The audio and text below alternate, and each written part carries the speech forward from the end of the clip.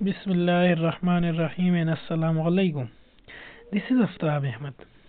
अच्छा स्टूडेंट्स, हमने पिछले जो लेक्चर है उसमें हमने थोड़ी सी बात न्यूरॉन्स की थी, उसके पार्ट्स की, उसकी थोड़ी सी फंक्शन भी की थी।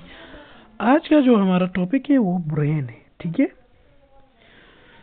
जिस तरह एक कंट्री में कैपिटल सिटी होती है जिससे सब कुछ कंट्रोल होता है, ठीक है, इस तरह हमारे बॉडी में ये सब कुछ कौन कंट्रोल करता है? ब्रेन कंट्रोल करता है। ठीक है, अगर कोई सेंसेशन हो, प्रोप्रियोसेप्शन हो, थिंकिंग हो, मेमोरी हो, चाहे स्मेलिंग हो, सेंस ऑफ टेस्ट हो, सेंस ऑफ हियरिंग हो, हमारे साथ टच रिसेप्टर्स हो, नोज रिसेप्टर हो, रिफ्लेक्सेस हो, जितने भी हमारे साथ फंक्शन है वो हमारे साथ कौन करता है? ब्रेन करता है।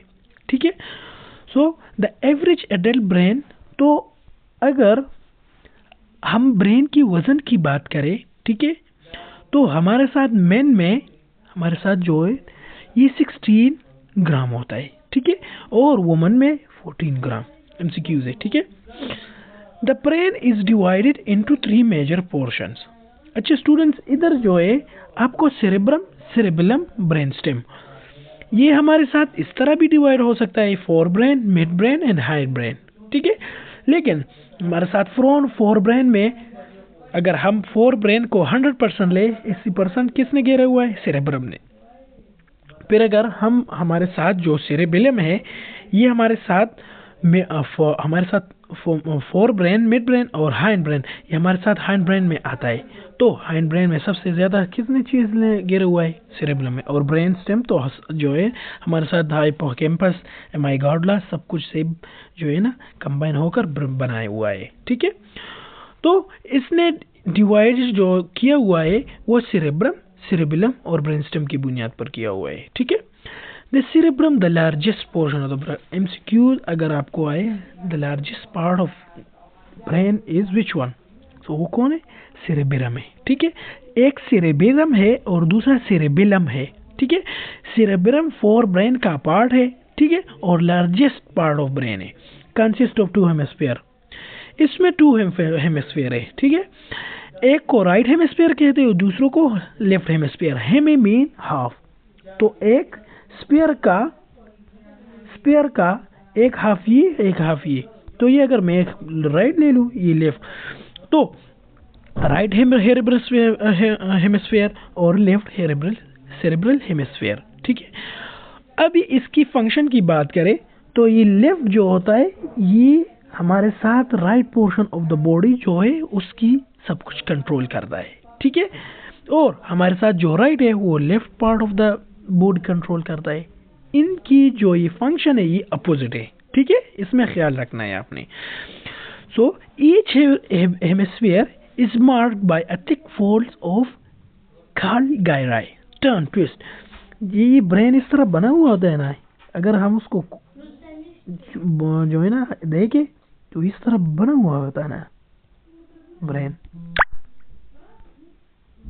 ठीक है, तो इसकी ये फोल्ड है ये इस तरह, सल्काई गायराई। और अकॉर्डिंग टू 2024 रिसर्च, ठीक है, इसने बायोलॉजिस्ट ने इस बात को तस्लीम नहीं किया, लेकिन बोला है कि जिस बंदे में सल्काई और गायराई ज्यादा हो वो थोड़ा ज़हीन हो सकता है। ठीक है, बास तो जो होते हैं ना इस तरह होते हैं, जो 100 बंदे एक में उसकी जो है ना, एक इस तरह बंदे जो इसकी सल्काई और गहराई जो है वो बहुत ज्यादा है, तो वो इस 99 बंदों से थोड़ा काबिल हो सकता है। ठीक है, सो गहराई सेपरेटेड बाय शैलो ग्रुप्स का सल्काई। तो अगर आपको जो है ना गहराई सल्काई, तो सल्काई गहराई इस तरह आसान हो जाता है। ठीक है, तो ये हो गई टर्न, ये फॉर ग्रुप हो गई है। The right and left hemisphere are separated by a very deep groove called longitudinal fissure. अगर आपको बोले एमसीक्यूज में है कि राइट और लेफ्ट सेरेब्रल हेमिस्फीयर जो है वो एक दूसरे से किस बुनियाद पर जो है ना सेपरेट हुए, तो वो लॉन्गिट्यूडनल फिशर है। ठीक है, the hemisphere are connected by a thick bundle of nerve fibres. ठीक है।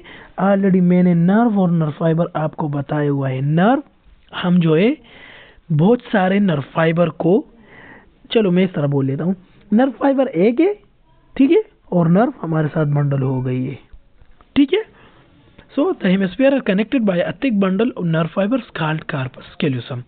कार्पस कैल्यूसम की बुनियाद पर अगर हम देखें तो वो नर्व फाइबर से बना हुआ है, और अगर हम उसकी कनेक्शन की बात करें तो वो किससे, लॉन्गिट्यूडनल फिशरी से बना हुआ है, ठीक है। फिर आपको सेरेबेलम के बारे में बताया हुआ है, ठीक है। तो सेरेब्रम ब्रेन और इलम लिटिल के सेरेब्रम के बाद दूसरा जो सबसे बड़ा एरिया घेरा हुआ है ब्रेन का, वो सेरेबेलम ने। The second largest part of the brain lies inferior, जिस तरह एक सुपीरियर होता है, सुपीरियर इंफीरियर, एंटीरियर सामने वाला, एंटीरियर एंड पोस्टीरियर पीछे वाला, ठीक है, ये इस तरह होता है। तो नीचे हमारे साथ सेरेबेलम क्या है, lies inferior to the cerebrum, cerebrum के नीचे, and occupies the posterior cranial fossa. ये फोसा हम आगे पढ़ेंगे कि फोसा क्या होता है, क्रेनियल फोसा क्या होता है, ठीक है।